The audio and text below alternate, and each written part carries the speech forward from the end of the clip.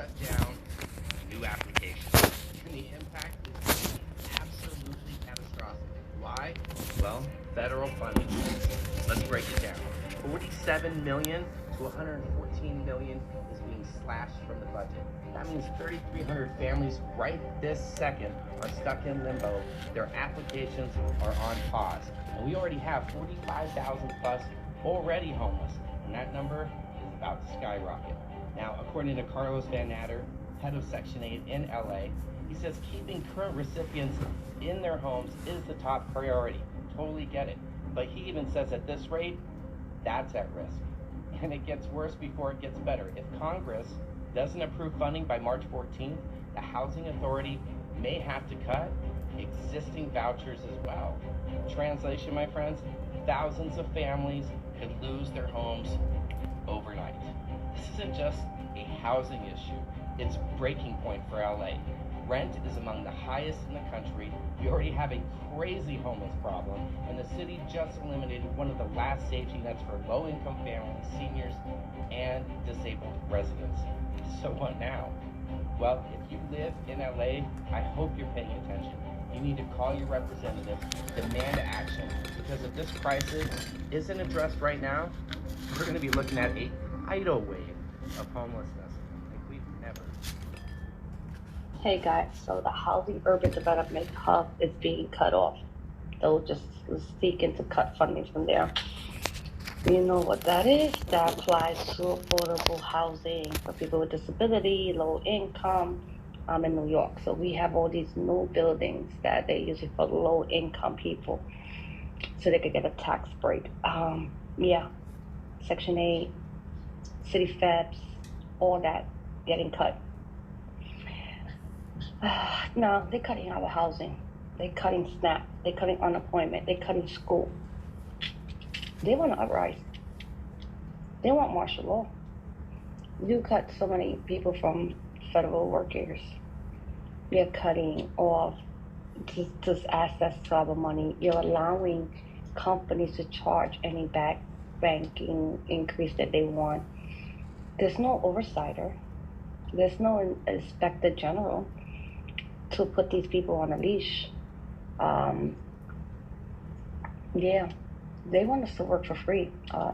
Did you notice Elon Musk made a comment about working 120 hours a week? Remember all those people that was happy about no tax on overtime? I ain't doing 120 hours a week. Fuck no. This is not the Hunger Game, honey. Okay, I have another news to report, but this is it for the day. Be safe, be sound, be kind. The recent wave of federal layoffs have sparked some concerns over housing and homelessness for the region. Alex Little-Hales joins us in the studio tonight with a new perspective of just how far reaching the federal workforce changes are. Well, let's remember, just this month, the Trump administration stalled roughly $60 million in funding meant for affordable housing projects across the country. It's part of potentially major changes of the Department of Housing and Urban Development. But with new uncertainty comes concern about what that means for local communities. Every year, millions of dollars in federal funding flows into Hampton Roads through grants from the Department of Housing and Urban Development, more commonly known as HUD. But amid mass layoffs at the federal level come questions about the future of that funding for those on the receiving end. Based on federal data, HUD accounts for more than $20 million of grant funding just for local governments in the 7 cities. Virginia Beach received the most at more than $6 million in 2024. Well, we got the word from staff in the Richmond office that they'd taken a 50% layoff. Thaler McCormick is CEO of the education nonprofit 4Kids, which provides housing and educational stability for students in Hampton Roads. She tells 13 News Now they've already been briefed by staff at HUD's Richmond field office about potential layoffs, which McCormick says creates uncertainty for their funding structure. 4Kids will be profoundly impacted. You know, we're almost $6 million of our budget is governmental, so that will have a big impact on us. And where it impacts is in emergency shelter, rapid rehousing, other housing programs that are pretty essential. According to the Planning Council, HUD layoffs, quote, would greatly decrease the efficiency of carrying out many programs that HUD funds, plus concerns that HUD programs for the next fiscal year may either be reduced or not honored at all.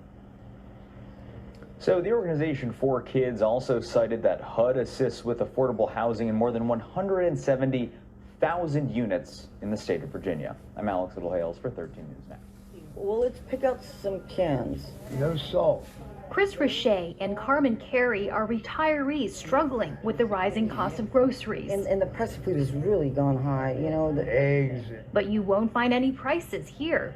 The Manna Food Center Market in Silver Spring, Maryland, gives away everything on the shelves for free. Its director says the charity serves about 5,000 families a month. We expect to see increasing demand. And right now we're tight as it is. Inflation and unemployment have both risen since Donald Trump took office, despite his campaign promises of economic prosperity. Richey says he voted for Trump. He doesn't like the higher prices, but thinks they're temporary. You know, you want America to get stronger, you know? And this is the price that you think you have to pay for that. Yeah. Others are more worried. And it makes it hard on people, especially people on disability or food stamps. Eggs have seen the most price volatility, not only from inflation, but from a scarcity crisis due to the avian flu.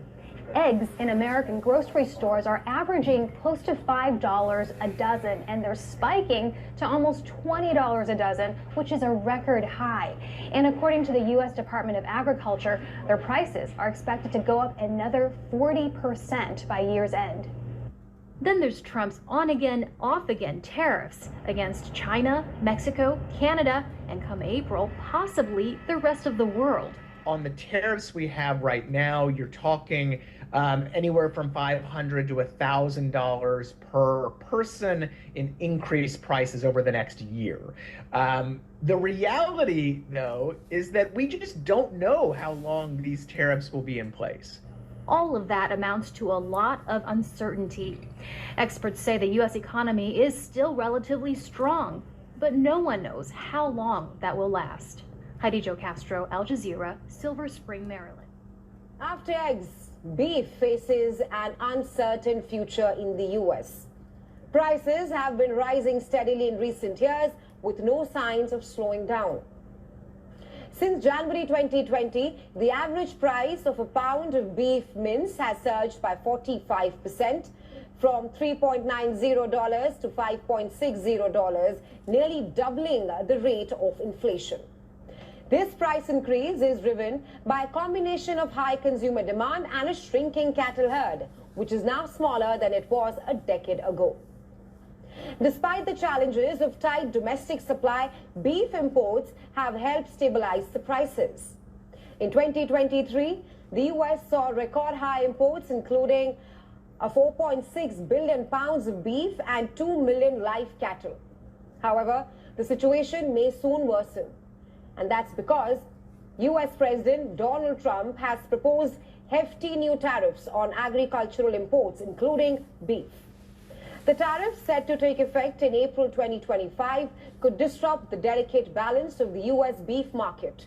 While domestic ranchers might benefit from higher prices, the proposed tariffs could lead to instability in the supply chain. Many cattle are raised in Mexico, fattened in the U.S., and processed in Canada before being re-imported. A procedure that could be interrupted by these tariffs, these high tariffs, which is now being imposed under Donald Trump. While the potential for higher prices might seem like an opportunity for U.S. ranchers, experts warn it could harm the industry. With a smaller cattle herd, sudden price hikes could discourage ranchers from rebuilding their stocks. Meanwhile, consumer habits may shift as well, as higher beef prices will lead to people perhaps looking at other options than beef. Even if the tariffs are delayed or altered, the ongoing challenges in the beef supply chain are clear and prices are likely to remain.